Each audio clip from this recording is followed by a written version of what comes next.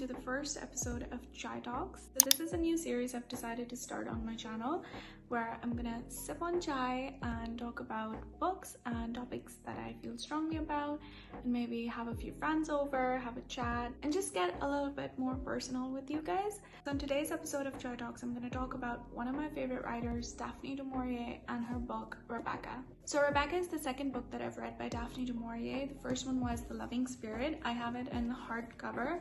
I didn't know much about Daphne du Maurier when I picked this up. I picked it up from an old bookstore. So this is a vintage find, and there's this name written in the book. It's R.M. Jones. So can you guys see? I mean that is so romantic. I don't even know who R.M. Jones is or where they live, but at least we share love for the same writer. So this is really sweet. And this is like, The Loving Spirit has been one of my favorite books over so many years now. Her writing style is exquisite, to say the least. Okay, so a quick disclaimer: if you guys hear any noise in the background, please forgive me for it, because there's construction going on next to my house, so and they're being super loud, so I'm sorry. Anyways, getting back to du Maurier. So when I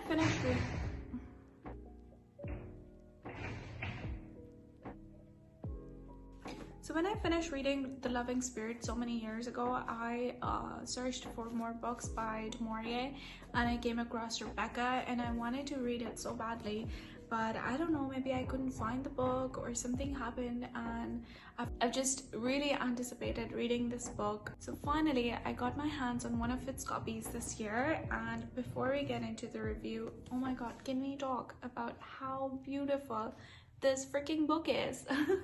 I mean, I think it's one of the most beautiful copies of Rebecca I've ever seen, or any book for that matter. I mean, I love this. I mean, the gold reflex, can you guys see? Oh my god, the blood red rhododendrons right here. This book is so beautiful. So this book follows a nameless protagonist who's a lady's companion to Mrs. Van Hopper, and she's on her visit to Monte Carlo where she meets this slightly older and intriguing guy, Maxim de Winter.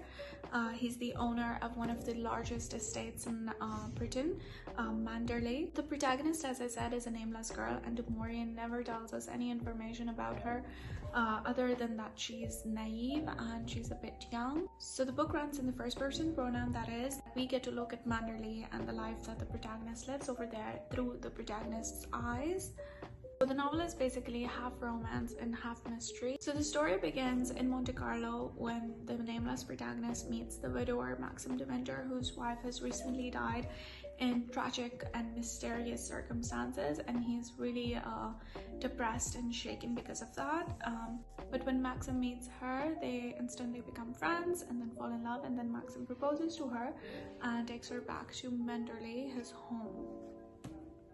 And that is where the mystery begins to roll in, because as soon as Mrs. de Winter, the new Mrs. de Winter, goes to Manderley, that's when the mystery starts to roll in, because she feels that she's constantly being haunted by the ghost of his first wife, Rebecca. And Rebecca is such a character whom everyone loves, and still has a tight grip on Manderley and Maxim's life even after her death, because each of Maxim's relatives adore her, adore their memory, and she sounds just perfect to Mrs. de Winter II. So the antagonist in the book is Mrs. Danvers, who's the housekeeper at Manderley, and she constantly makes life hell for the new Mrs. de Winter, because she keeps on comparing her to Rebecca and making her feel as though she can never be up to par to her or even to her memory, because she's not good enough.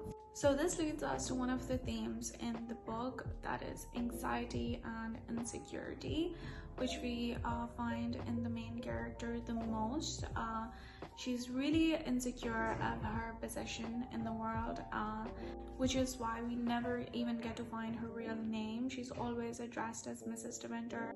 So the plot itself is a little slow paced, which I don't usually like, but in this book I did not mind at all because it just added to the suspense of what actually happened with Rebecca. Like, the slower it goes, the more you're dying to find out what actually happened between Maxim and Rebecca, and how did she die, and if she was so perfect, then why won't Maxim talk about her?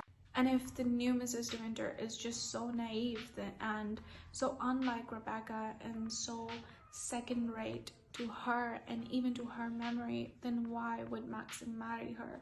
So all of these intriguing questions make the reader really curious throughout the reading process of Rebecca.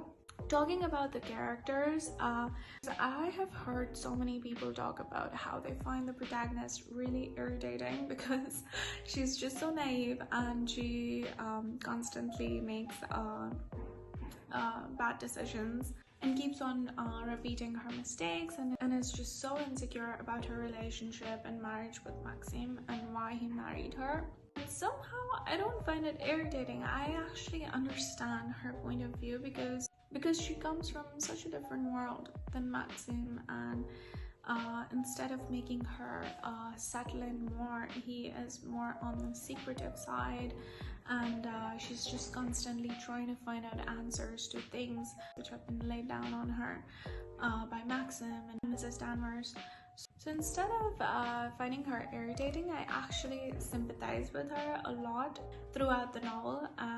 And I love how she grows into a more stable person, a stable woman over the course of the book, and supports Maxim through his difficult time by the end of the book. So I really loved to read her transformation, and she also plays the role of an unreliable narrator in the book because in the beginning, everything that she feels about Rebecca, Mrs. Danvers, and even her relationship with Maxim isn't what turns out to be in the end. And by the end of the book, Du Maurier just unfolds one secret after another.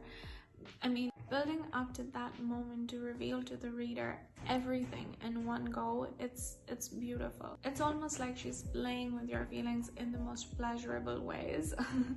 I really loved how Du Maurier structured her plot. Another thing that I want to talk about Du Maurier's writing style is how descriptive she is. Oh my god, the way she describes the flora and fauna around Manderley, I mean, it leaves an image in your mind. Each paragraph leaves an image in your mind, and it's so beautiful.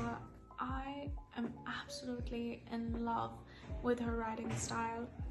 A lot of people say that those who love Jane Eyre would really appreciate Rebecca, and I completely understand, even though Jane Eyre is more set into a Victorian era, and Du Maurier published this book in 1938. But still, the gothic elements in the book do resemble those in Jane Eyre, and Maxim at times really is a bit like Rochester.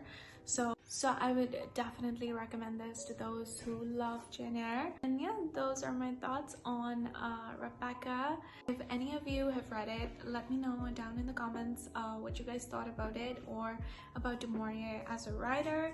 I would love to hear your thoughts. And this is it for the first episode of ChaiTalks. I will catch you guys with another book soon with another topic. Till then, take care. Bye-bye.